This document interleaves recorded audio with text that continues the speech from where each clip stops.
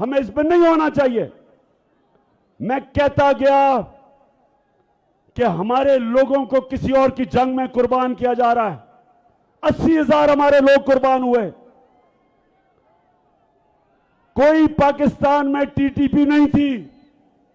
जब हम उनकी जंग में गए तो हर किस्म का पाकिस्तान में दहशतगर्दी हुई। जब मेरी हुकूमत आई, आप सब गवाह हैं कि एक ड्रोन अटैक नहीं होने दिया हमने वाज़ेह तौर पे अमेरिका को कहा कि हम तुम्हारे साथ अमन में होंगे, लेकिन किसी जंग में हम तुम्हारे साथ शिरकत नहीं करेंगे। और यह अमन हो गया।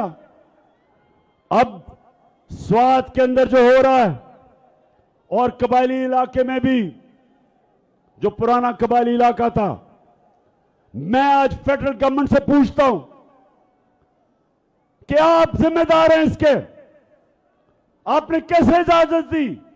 बॉर्डर आपके कंट्रोल में है और बॉर्डर से ये जो लोग आए हैं और ये जो अब दहशतगर्दी हो रही है और जो स्वात के लोगों ने कुर्बानियां दी थी, जब उन्होंने नकल मकानी की, उनके घर लूटे गए थे, उनको नुकसान हुआ।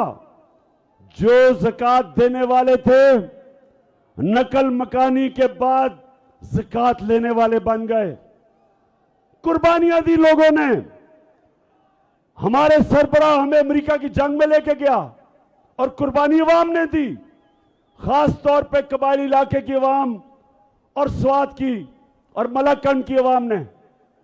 तो मैं आज सवाल पूछता हूं, फेडरल गवर्नमेंट मुझे जवाब दो कि क्या आपका सिर्फ यह काम रह गया है कि इमरान खान के ऊपर केसेस बनाओ, उसके ऊपर झूठी केसेस बनाओ, एफआईआर करवाओ, हमारे लोगों को जेलों में डालो, मीडिया के ऊपर